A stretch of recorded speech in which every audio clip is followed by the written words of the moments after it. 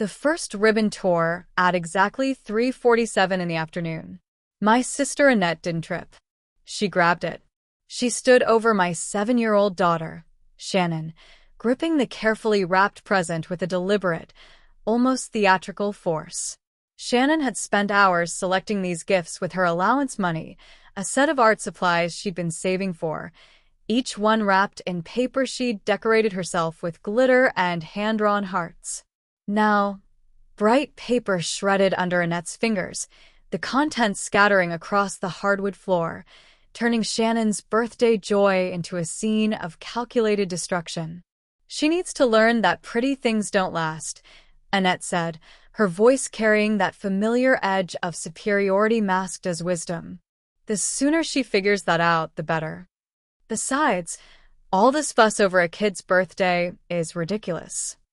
She tossed the torn wrapping into Shannon's lap, kicked a marker that had rolled near her foot, and looked around the room for validation.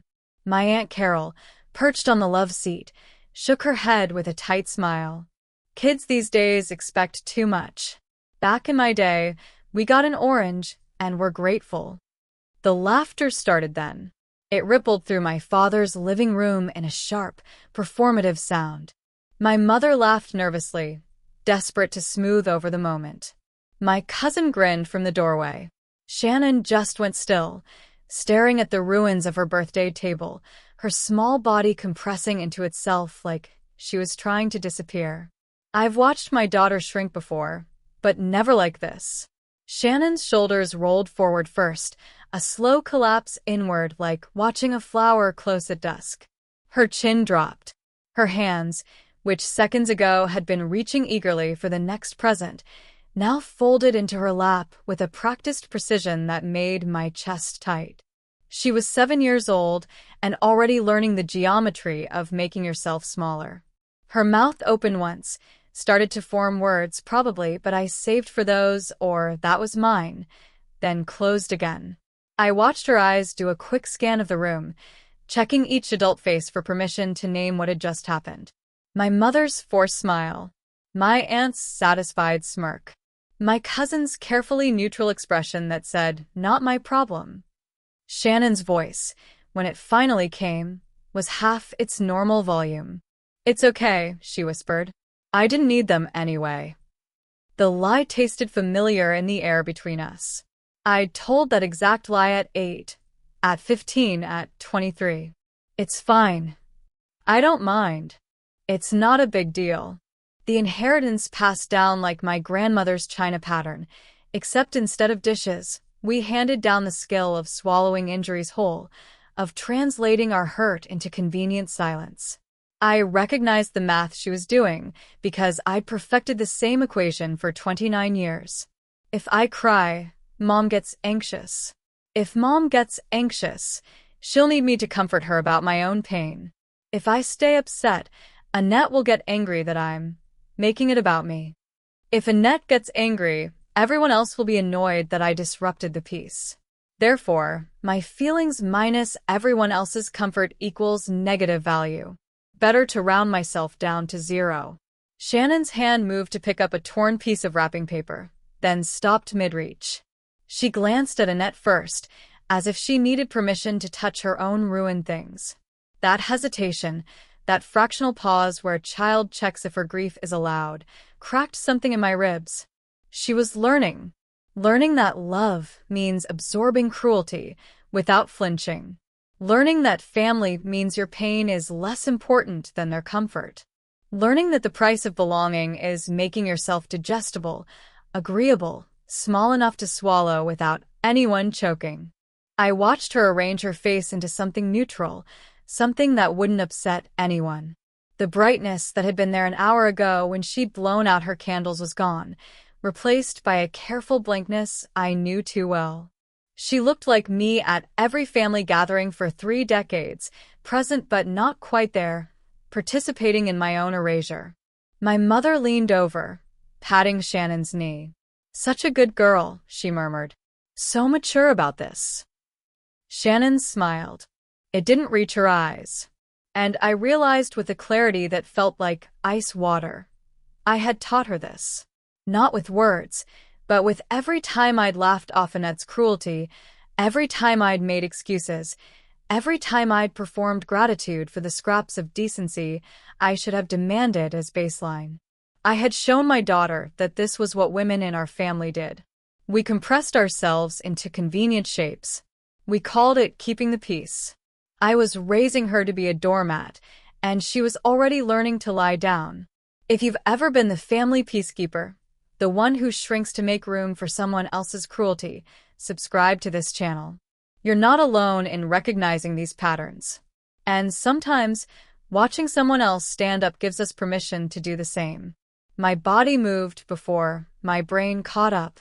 I stood, the chair scraping loud against the floor, and stepped directly between Annette and Shannon. My hands were shaking, but I kept them visible, kept them steady at my sides. That's enough. My voice came out rougher than I'd heard it in years, like something rusty finally breaking free. Annette's eyebrows lifted in theatrical surprise. Excuse me? You heard me. I didn't move. That's enough. The room went quiet in a way that felt different from the usual silence. This wasn't the hush of collective breath-holding, waiting to see if the difficult person would be managed back into compliance. This was the silence of a script being abandoned mid-scene. Christine, sweetheart. My mother's voice had that warning edge, that please don't make this worse tone I'd been trained to obey since childhood. Annette was just playing around.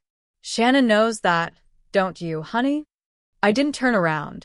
Didn't check Shannon's face for the programmed agreement. Didn't translate my daughter's legitimate devastation into palatable language for the people who'd caused it. She destroyed Shannon's birthday presents. I said, each word deliberate. On purpose. In front of everyone. That's not playing. That's cruelty. Annette laughed, but it sounded thinner now. Oh my God. You're being so dramatic. They're just things, Christine. Just cheap little. Stop. I took one step forward. You don't get to do that anymore. Do what? She crossed her arms, her posture radiating the confidence of someone who'd never been told no in her entire life. Hurt people and then mock them for bleeding. My voice was shaking harder now, but I didn't try to hide it. You don't get to break something precious to a 7-year-old and then call her spoiled for caring. You don't get to teach my daughter that her feelings are inconvenient. My Aunt Carol made us sound like a deflating tire. This is so unnecessary. Shannon's fine, aren't you, Shannon? I finally turned then, looked directly at my mother. Don't ask her to lie for you. Don't make her perform being fine so you don't have to deal with the fact that you just watched your granddaughter get humiliated and did nothing. My mother's face went pale, then red. I was trying to keep the peace. By sacrificing her. The words came out flat, factual. You keep the peace by feeding the good kids to the monster. You always have. The air in the room felt thick, pressurized. I'd broken the cardinal rule. I'd named the thing we all pretended not to see. I'd said out loud that the Emperor wasn't just naked, she was cruel, and everyone had been handing her the wardrobe budget for decades. Annette's face twisted into something ugly. You self-righteous. I'm done. I said it quietly, but it landed like a door slamming. I'm done translating your cruelty into lessons. I'm done explaining to my daughter why she should be grateful for people who treat her like garbage. I'm done being your emotional janitor. My father's coffee cup made a deliberate sound against the side table. Everyone's head turned toward him. He'd been so still during all of this I'd almost forgotten he was there, sitting in his usual chair by the window. He stood slowly, with the kind of precision that made the movement feel significant. His face was calm, but something about his eyes had changed. They looked like accounting ledgers, clinical, unblinking, full of numbers that had finally stopped adding up. I think, he said, his voice carrying the weight of 40 years of observation, it's time we talked about some other things that need to stop. My mother moved immediately, the way she always did when the temperature in a room shifted toward accountability. She stood with a practiced smoothness, already reaching for the torn wrapping paper, her hands performing the familiar choreography of damage control. Let's just clean this up, she said brightly, too brightly, her voice pitched in that key that meant everyone calm down and pretend. No use crying over spilled milk, right? Shannon, honey, why don't you help Grandma pick up these pieces? She was already gathering the shredded paper, folding it into neat squares as if the problem was the mess and not the violence that created it. As if torn gift wrap on the floor was the issue, not the deliberate cruelty of tearing it in the first place. Mom, stop. I didn't raise my voice, but something in it made her hands pause mid-fold. I'm just trying to help, Christine. Her eyes darted between me and Annette, calculating, already building the bridge that would carry us back to false peace. You know how Shannon is, she's sensitive, and that's okay, but she does need to learn that sometimes people are just joking. Not everything is. She's 7. The words came out flat, factual. She spent her allowance money on those art supplies. She wrapped them herself. She was excited. And Annette destroyed them while everyone laughed. That's not sensitivity. That's a normal human response to being hurt. My mother's face did that thing it always did, that micro-expression of pained disappointment that said, "Why are you making this difficult?" I know, sweetheart, but Annette didn't mean anything by it. You know how she is. And Shannon does need to learn resilience. The world isn't always going to be gentle with her, and if we coddle her every time something doesn't go perfectly, coddle her. I repeated the words slowly, tasting the poison in them. You think acknowledging that someone deliberately hurt her is coddling. I think making a huge scene over a birthday present is teaching her that her feelings are more important than family harmony. My mother's voice had that edge now, that passive-aggressive sweetness that was really a warning. We don't want to raise her to be one of those children who falls apart every time someone teases her. The script was so familiar I could have recited it in my sleep. Minimize the injury. Reframe cruelty as character building. Suggest that the victim's response is the real problem. Invoke resilience, as if it meant learning to absorb abuse without complaint. Turn the conversation away from the person who caused harm and toward the inconvenience of dealing with the person who was harmed. I'd heard these exact words about myself for 29 years. When Annette borrowed my college savings and never paid it back, "Don't be petty, Christine. Family is more important than money." When she ruined my wedding dress the morning of my ceremony, "It was an accident, and you're being dramatic." When she told my boss I was unreliable and cost me a promotion, she was just venting, "You're too sensitive." And every time, my mother had been there with the dustpan and the forced smile, cleaning up the evidence, teaching me that my job was to make the violence easier to digest. "You taught me this," I said quietly. "You taught me that love means lying down so people can walk on you more comfortably. That family means volunteering your children as tribute so the difficult people don't get upset." My mother's face went white.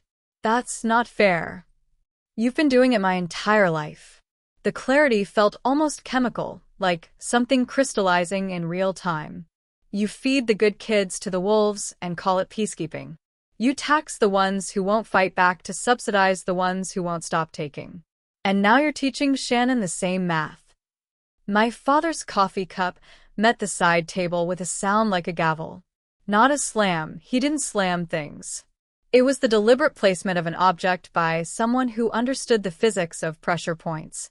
The ceramic against wood made a clean, final click that somehow cut through every voice in the room. Everyone stopped. Not the nervous stopping of people waiting to see who would smooth things over. This was different. This was the stopping that happens when you hear the first crack in a frozen lake. He stood slowly, methodically, the way he did everything. My father had been a structural engineer for 43 years before he retired. He built bridges that held up under impossible weight, designed foundations that didn't shift even when the ground beneath them wanted to. He understood stress fractures. He knew exactly how much pressure a system could take before catastrophic failure. He'd been sitting in that chair by the window for the past 20 minutes, so still I'd almost forgotten he was there. But now, looking at his face, I realized he hadn't been absent. He'd been watching, recording, calculating load-bearing capacity. Michael, my mother started, her voice already shifting into placating mode. Let's not. He held up one hand. Not aggressively. Just a simple gesture that said not yet. She stopped talking immediately, and something about that instant obedience told me this wasn't the first time she'd seen this particular expression on his face. The silence that followed felt architectural. Not empty, but full of something waiting to be revealed, like the moment before a blueprint unfolds. My father walked to the bookshelf near the fireplace and pulled down a leather binder I'd never noticed before. It was worn at the edges, thick with what looked like years of papers. He set it on the coffee table with the same precision he'd used with a coffee cup. I've been keeping track, he said. His voice was quiet, conversational even, but it had the weight of concrete setting. 42 years of marriage. 34 years of watching patterns repeat. 29 years of watching my daughter learn to make herself small. 7 years of watching my granddaughter start learning the same thing. Annette shifted on the couch, her confidence flickering like a candle in a draft. Dad, what are you? I'm a structural engineer, Annette. He looked at her directly, and his eyes had that quality of someone examining a crack in a foundation, determining whether the building could be saved or needed to be condemned. I spend my life identifying stress fractures before they cause collapse. And this family has been failing its load test for decades. He opened the binder. Inside, I could see pages of handwritten notes, printed bank statements, highlighted documents. Everything organized with the methodical attention of someone who knew that evidence mattered, that documentation was the difference between truth and hearsay. I've been patient, he continued, his fingers resting on the first page.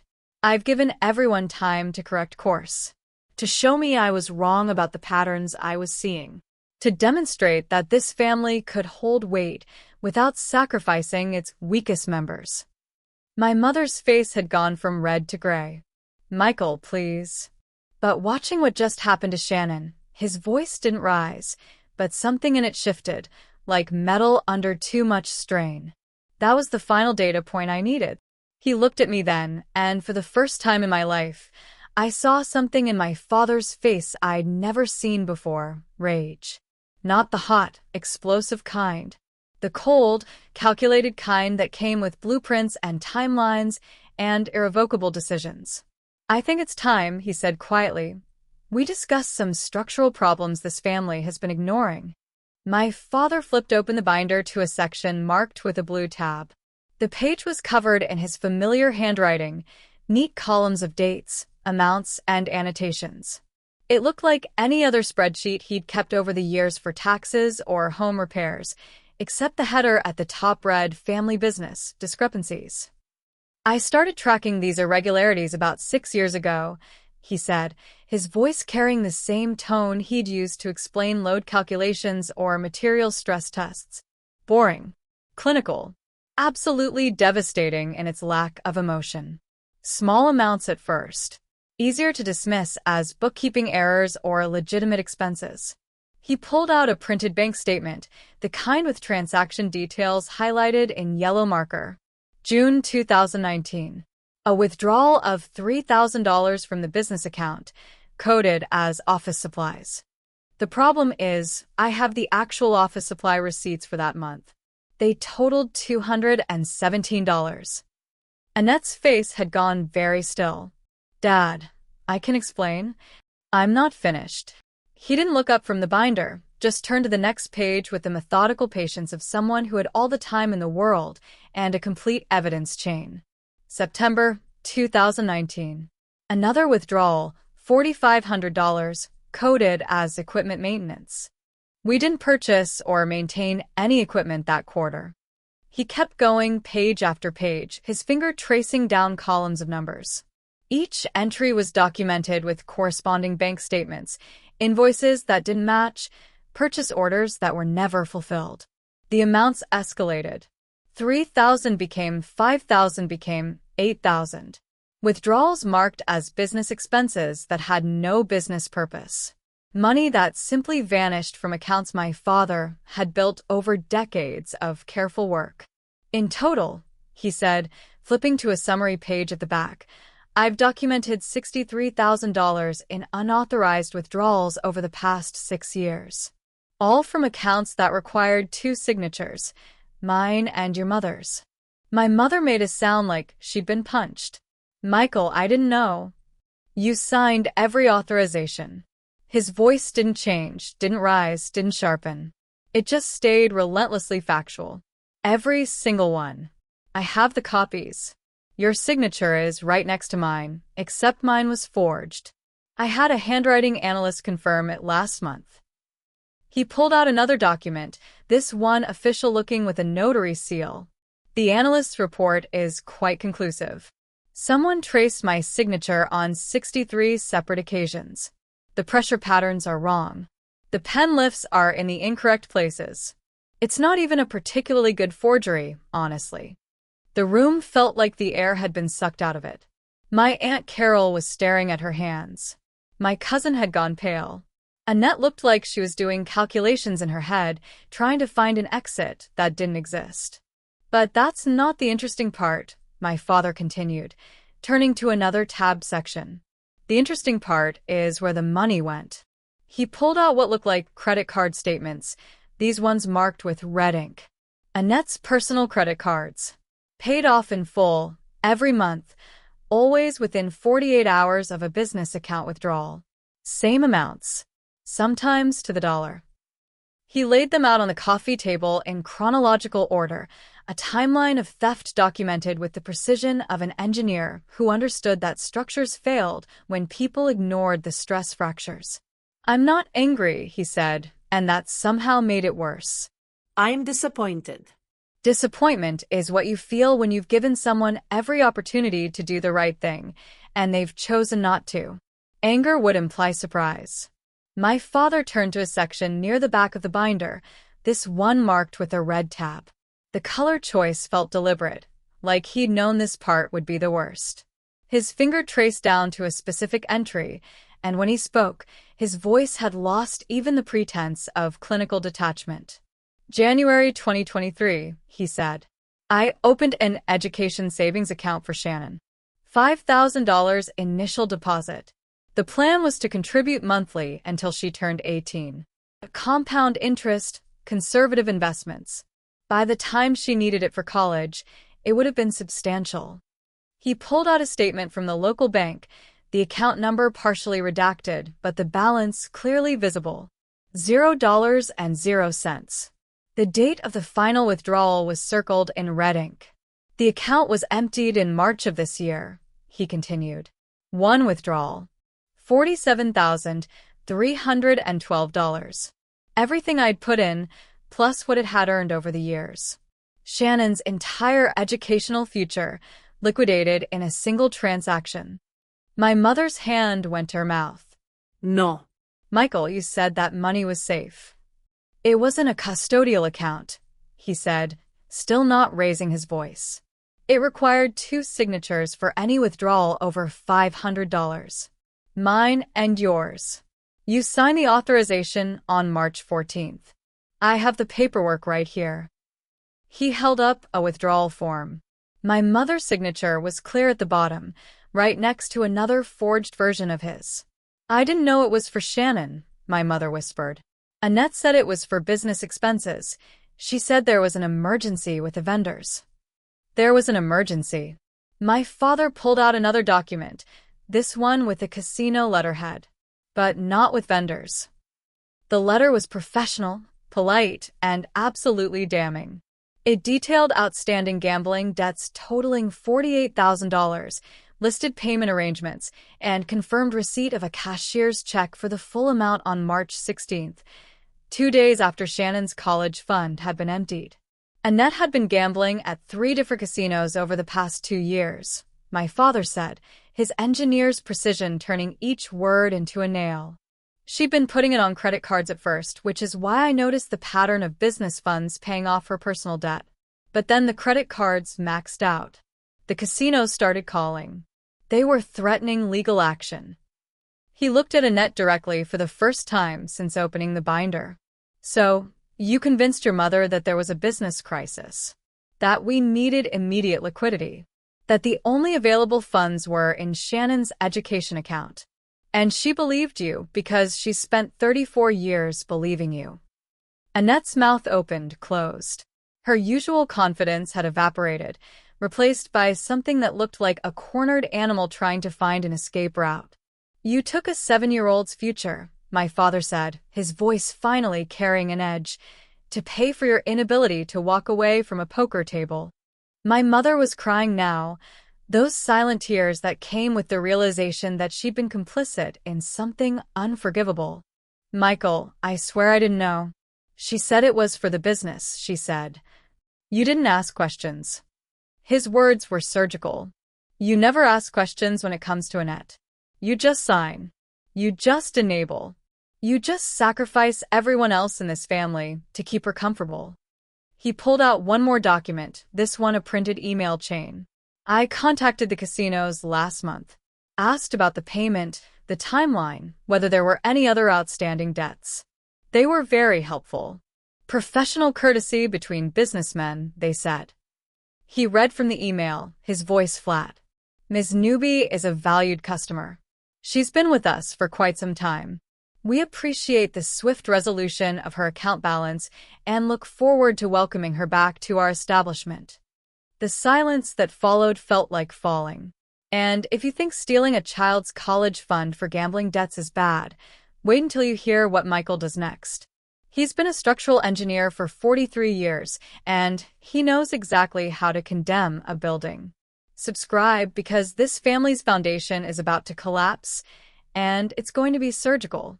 My father closed the binder with the same deliberate care he'd used to open it.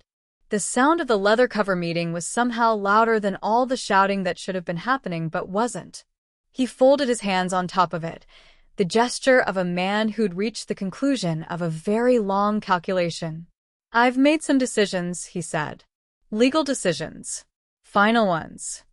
He pulled a different folder from beneath the binder, this one crisp and new with a law firm's name embossed on the tab. I met with my attorney 3 weeks ago. We've been busy. My mother's face went from gray to white. Michael, what did you? This house, he said, gesturing around the living room where we'd gathered for 100 family dinners, 1,000 uncomfortable holidays, is in my name. Only my name. I purchased it in 1985, 2 years before we married. It's never been joint property. He opened the legal folder, pulled out a property deed. The single name on the title was stark, undeniable. The business accounts require my signature for any transaction over $500. The primary checking account, the savings accounts, the investment portfolio, all of them have me as the primary holder. Your mother is listed as a secondary signer, but that's a courtesy I extended, not a legal requirement. Another document, this one from the bank, confirming signature authority, confirming that everything could be changed with a single phone call. The credit cards Annette has been using are attached to my credit. My accounts. My liability. The cars in the driveway are titled in my name. The country club membership, the health insurance, the cell phone plan. He ticked them off like items on a grocery list.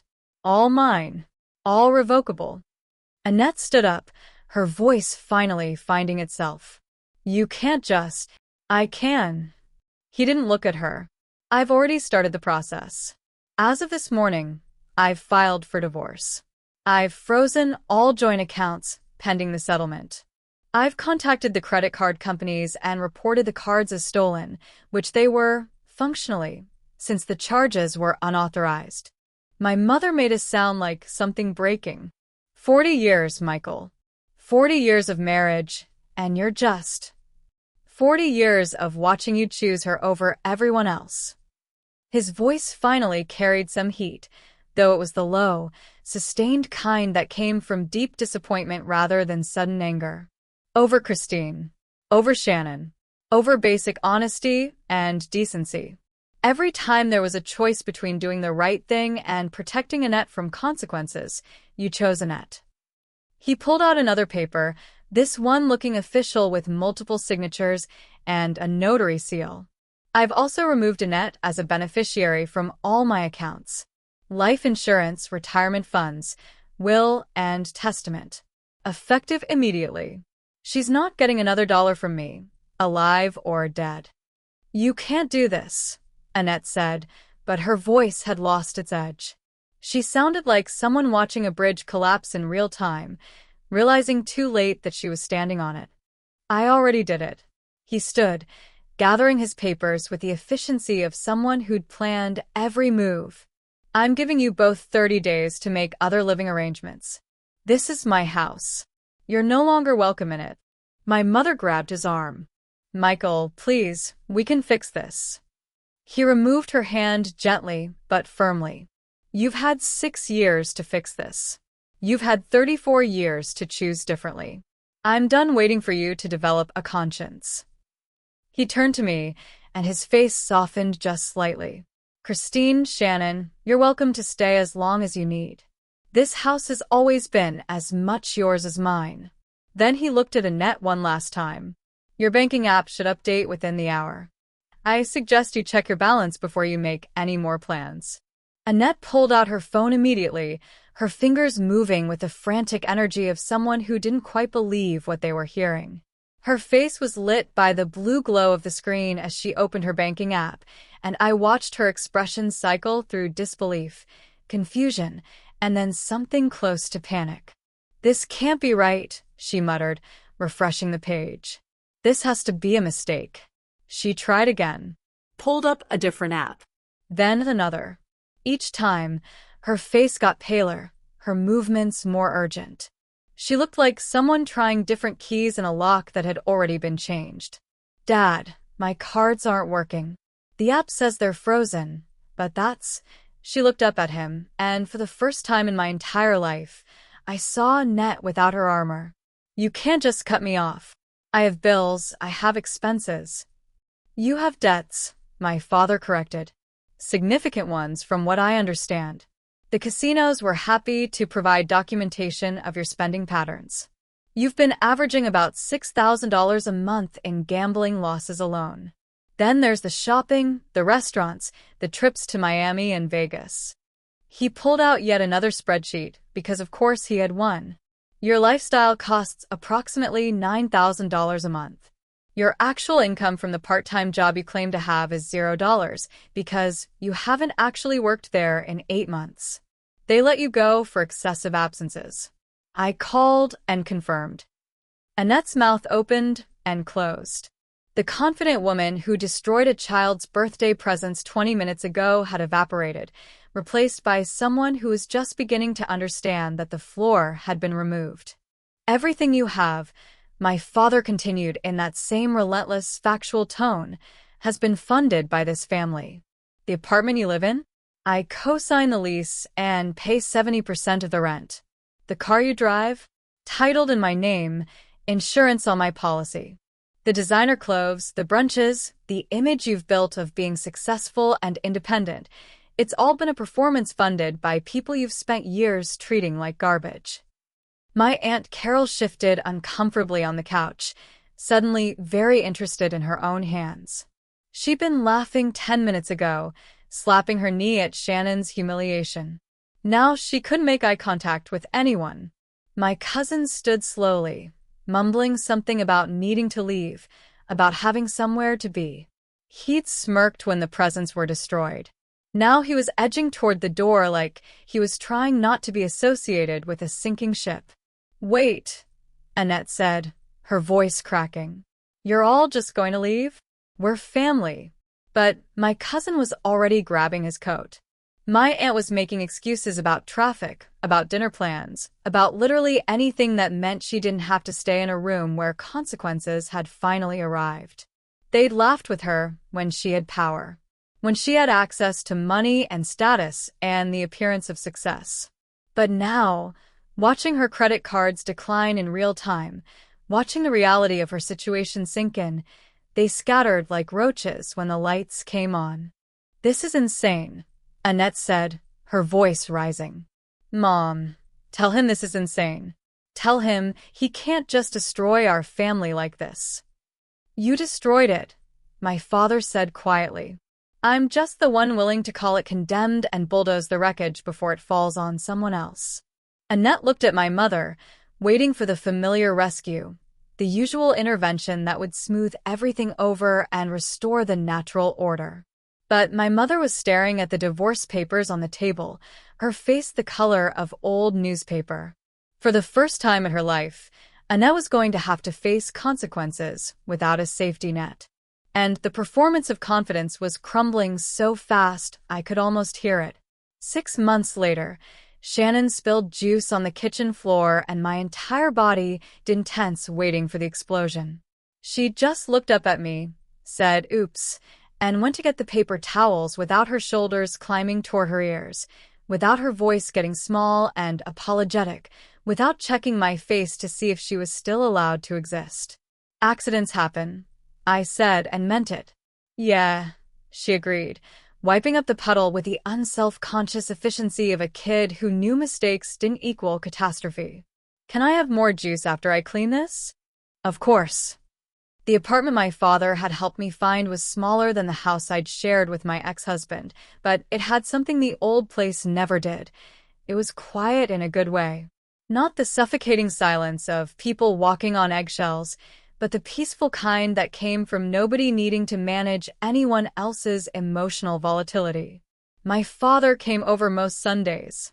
He'd bring groceries and Shannon's favorite donuts, and we'd sit at the kitchen table while she did homework or drew pictures that nobody would destroy for character-building purposes. He'd started teaching her basic engineering concepts, how bridges held weight, why buildings needed proper foundations, the mathematics of stress and load distribution. Everything has a breaking point, he told her last week, showing her how to build a paper bridge. The trick is knowing your limits and designing accordingly. You don't make things stronger by overloading them.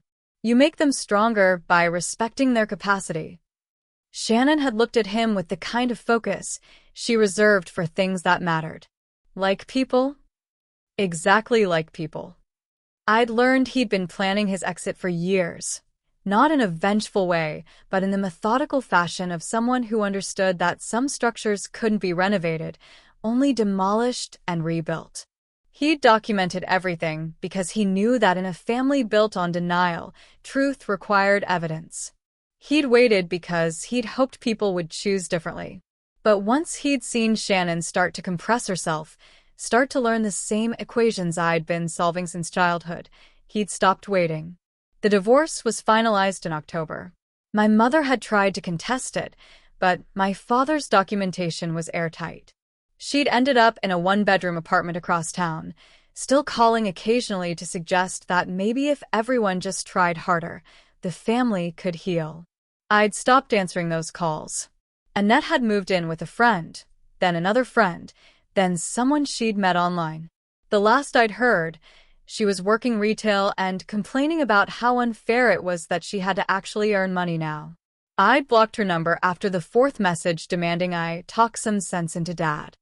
Shannon came back from the kitchen, new juice carefully held in both hands, and settled onto the couch next to me. She leaned against my side with the easy trust of a child who'd learned that love didn't require self-erasure. Mom, she said. Yeah, baby? I'm glad we live here now. She took a sip of juice, thoughtful. The old house was always too loud. Not like noise loud. Just loud. I knew exactly what she meant. The constant static of anxiety, of monitoring moods, of calculating how small to make yourself to avoid triggering someone's cruelty. Me too, I said, and kissed the top of her head. Subscribe if you believe children deserve to grow up in homes where their emotions don't need to be managed or apologized for. And comment below, what's one lesson you wish your younger self had learned earlier? Let's build a community where silence doesn't equal strength and peace doesn't require self-erasure. My father looked up from the newspaper he was reading in the armchair, and something passed between us. Not words, but understanding. He'd spent 40 years building bridges that held up under impossible weight. In the end, the best structure he'd ever engineered was the foundation for a new life, One where precision mattered, where load limits were respected, where the people who needed support actually got it. Shannon finished her juice, set the cup down carefully, and went back to her drawing. She was working on a picture of a house with a solid foundation, each line deliberate and unafraid. It was the best investment any of us had ever made.